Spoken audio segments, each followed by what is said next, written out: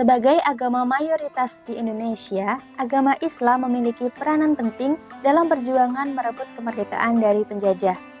Bukti nyata terlibatnya Islam dalam perebutan kemerdekaan adalah dengan terlibatnya beberapa tokoh Islam, seperti misalnya Hos Cokroaminoto, Sultan Agung, Diponegoro, dan masih banyak lagi. Pada masa reformasi, ketika penyebaran agama Islam sudah tidak mengalami kesulitan lagi, tentu hal ini dimanfaatkan oleh muslimin untuk melakukan pembangunan secara bertahap di berbagai bidang. Pembangunan tersebut dimulai dari tingkat individu muslim, organisasi muslim, hingga lembaga muslim. Berfokus pada organisasi muslim, di Indonesia terdapat organisasi kemasyarakatan Islam, misalnya seperti Nahdlatul Ulama dan Muhammadiyah. Kedua organisasi ini didirikan oleh tokoh-tokoh besar yang berpengaruh. Siapa sajakah beliau? Tokoh yang pertama adalah Ahmad Dahlan. Ahmad Dahlan lahir di Kauman, Yogyakarta pada tanggal 1 Agustus 1868 dengan menyandang nama kecil Muhammad Darwis. Sejak kecil, ia mendapat didikan lingkungan pesantren serta menyerap pengetahuan agama dan bahasa Arab. Kiai Haji Ahmad Dahlan merupakan keturunan ke-12 dari Maulana Malik Ibrahim, salah seorang wali terkemuka di antara Wali Songo, yaitu pelopor penyebaran agama Islam di Jawa. Ahmad Dahlan merupakan tokoh pendiri organisasi masyarakat Muhammadiyah. Organisasi masyarakat atau Ormas ini didirikan pada tanggal 18 November 1912. Ormas Muhammadiyah berfokus pada gerakan di bidang kemasyarakatan, kesehatan, dan pendidikan ketimbang dalam bidang politik. Dari ruang gerak terbatas di Kauman, Yogyakarta, organisasi ini kemudian meluas ke daerah lain, termasuk luar Jawa. Muhammadiyah yang didirikan oleh Kiai Haji Ahmad Dahlan mengedepankan modernisasi dan pembaharuan dalam praktik Islam dengan menitikberatkan pada pendidikan dan amal sosial.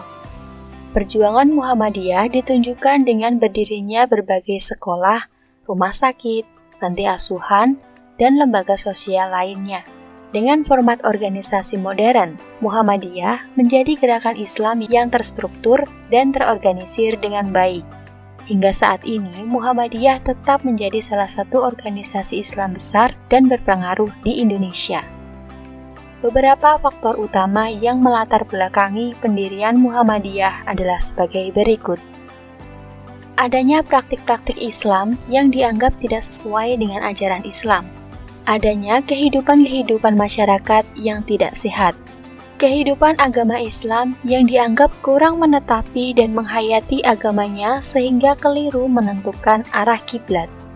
Kegiatan-kegiatan misionaris dan zending yang berusaha mengkristenkan kaum Islam di Indonesia dan kurang terbinanya persaudaraan antara sesama pemeluk agama Islam. Masuknya kebudayaan Barat, sehingga menimbulkan sikap acuh bahkan cemooh Islam dari kalangan terpelajar Indonesia dan akibat negatif lainnya.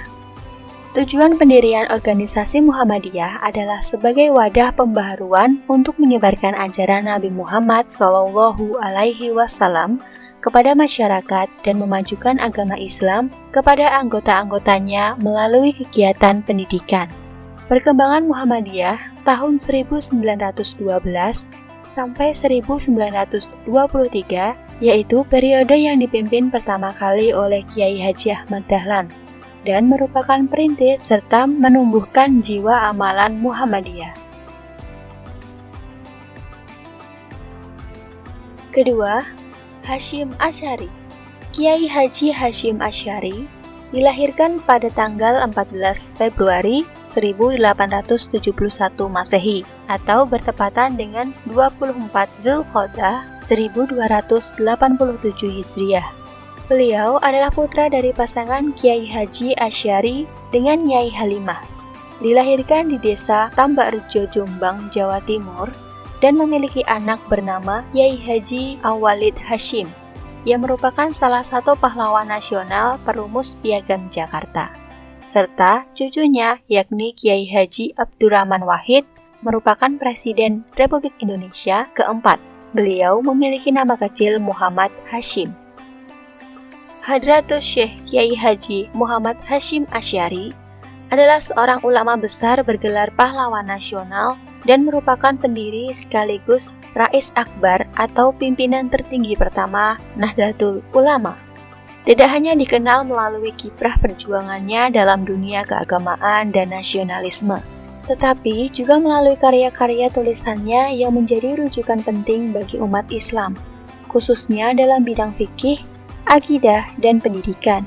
Karya-karyanya mencerminkan kedalaman ilmu serta pemahamannya yang luas terhadap ajaran Islam dan hingga kini masih menjadi bahan kajian utama di pesantren-pesantren dan lembaga keagamaan. Beliau memiliki julukan Hadratus Syekh yang berarti Maha Guru dan telah hafal Kutubus Sittah atau hadis 6 riwayat. Kiai Haji Hasyim Asy'ari adalah pendiri Nahdlatul Ulama. Latar belakang pendirian organisasi ini adalah sebagai berikut. Yang pertama, meluasnya paham-paham keislaman di kalangan masyarakat yang dikerahkan oleh kaum pembaharu yang dianggap kurang tepat. Yang kedua, adanya perbedaan pendapat antara kaum tradisional dan kaum modern yang dapat merenggangkan ukhuwah Islamiyah. Yang ketiga, adanya gejala-gejala yang kurang baik dalam kehidupan umat Islam di Indonesia dan perlakuan yang kurang baik dari pemerintah kolonial terhadap pribumi. Pemikiran moderat Hadratus Syekh Hasyim Asy'ari termanifestasi dalam berbagai karyanya, seperti Risalah Ahli Sunnah wal Jamaah dan Al-Nurul Mubi fi Mahabbati Syayikh Al-Mursalin. Dalam karya-karyanya, Hasyim Asy'ari dengan tegas menolak ekstremisme baik dalam beragama maupun dalam berpolitik. Ia meyakini bahwa jalan menuju kemajuan bangsa terletak pada persatuan dan toleransi.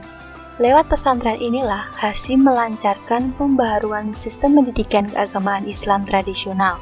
Dia memperkenalkan pengetahuan umum dalam kurikulum pesantren. Bahkan, sejak tahun 1926, ditambahkan dengan bahasa Belanda dan sejarah Indonesia. Hasyim Asy'ari wafat pada tanggal 25 Juli 1947. Dalam perjalanannya, Nahdlatul Ulama larut dalam politik praktis hingga akhirnya kembali ke khitah tahun 1926.